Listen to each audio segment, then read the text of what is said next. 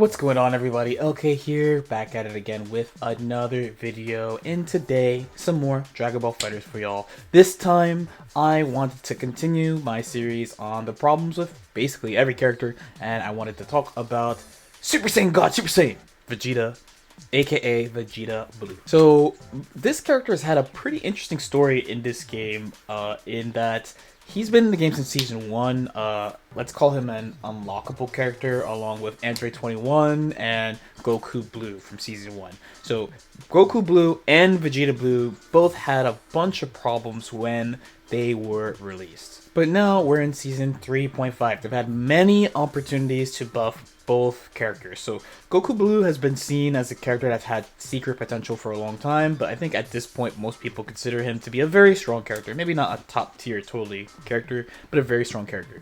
Blue Vegeta has generally been regarded as one of the worst characters in the game since the game has come out. But especially recently with Season 3.5, they've managed to give him a bunch of changes that benefit him a lot. But despite that, he still doesn't see a lot of play. So let's talk about what he has and what he doesn't have and what I think his problems are as a character. So first, let's talk good points. So he has an amazing Ki Blast game now.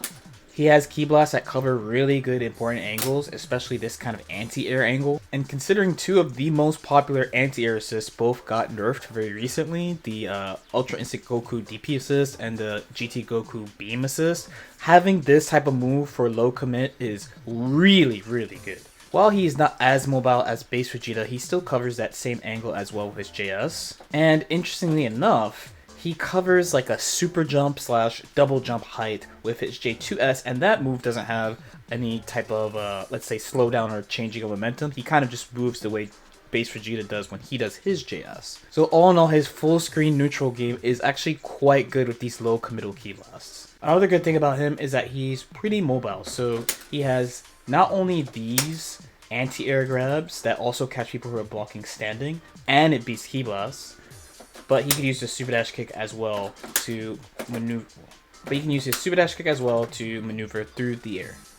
His corner combos and damage in general have also gone up. So even with this scuffed combo I came up with in about like 10 minutes or so, does about the same as simple assist extensions, and he's using no assist here. So this is a pretty big deal. As a side note too, upping damage has been a pretty common way that they've buffed lower slash weaker characters in the game. He also has a relatively simple way of mixing people up as long as you have a little bit of block stun. So similarly to characters like Team Gohan and Kid Buu, if they respect your medium Rekka, he can get a high-low 50-50. That's kind of a good thing to have. It's basically expected that point characters have something like this at this point in the game. Now, the biggest deal breaker that people have had with this character for a very long time is the assists. So up until Season 3, every character had one assist, and the original one he had is not that. The original one he had is this Big Bang attack. So I actually defended this assist for a while, and I thought it had better use than people give it credit for. It's a very slow assist, and it was pretty hard to combo off of in Season 1. People really valued the ability to combo off assists easily in Season 1, more than things like neutral control and things like that. This angle is actually a very good angle. It matches Cell's A assist angle, but again, it's quite slow. In Season 3, they followed up by giving him 2 more assists, just like everyone else. So one, they gave him a Larry assist. This one is quite fast, our good old buddy Larry. So 25 frame startup, 29 frame block stun move, so pretty standard as far as Lariats go. And I wouldn't say the range is especially good or anything. It is a pretty, like I said, standard Lariat. Of note is that it does appear behind you. You can get in front of it so it can appear from behind and protect you a little bit. That's pretty nice. His C assist is the super dash kick. It's a 50 frame block stun, 2-part move. So you get a lot of block stun, again, to work with. You get time to do mix-ups with this assist. That's basically what it's for. His assist spread is pretty mediocre, I would say, compared to other characters. He has Lariat, C block stun, and the Big Bang attack, which I like personally. I like the angle, but it's pretty tricky to use. It's not very intuitive to use, and it takes a while to be like, alright, I'll do these things in combination with the threat of this in order to cover screen space. That being said though, from the start, he's basically supposed to be a point character. Usually when you look at a character and you look at their assists, you're like, man, I'm not really feeling these assists. it's probably because the game wants you to play them as a point, and he has a bunch of good stuff on point in general. So at the moment, I think his biggest weakness probably is that he's not really flexible on a team. You basically have to play him on point, and he's really reliant on the Ki Blast game. And at this point, a lot of good teams, I won't even say good characters, because that's not necessarily true, but good teams are good against Ki Blast building. So if you're trying to play his style of neutral with these Ki Blasts, and controlling space with either the ground Ki Blast or the air Ki Blast, then it could be pretty difficult if your opponent is playing a really competent team.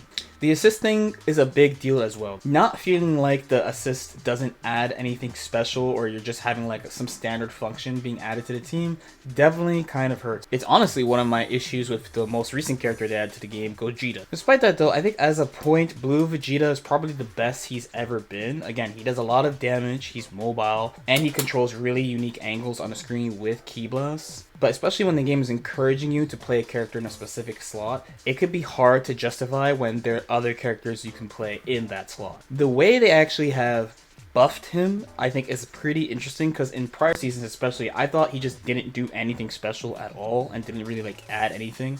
As in, playing him, you wouldn't do anything that you couldn't do with other characters, and it wasn't like very interesting. This time he has a more unique type of zoning and neutral game, which is actually pretty fun. I like playing him for fun every now and then. So if you wanted to play this type of defensive playstyle, he is a unique and good choice. But if you're looking for just a strong point that can work with mostly everybody, then he's not the best pick. So hopefully that makes sense. At least that's my thoughts on him right now. As usual, if you guys have any questions or comments, feel free to leave them in the comment section below. Like and subscribe if you feel like it, and I'll see you guys next time. Peace out.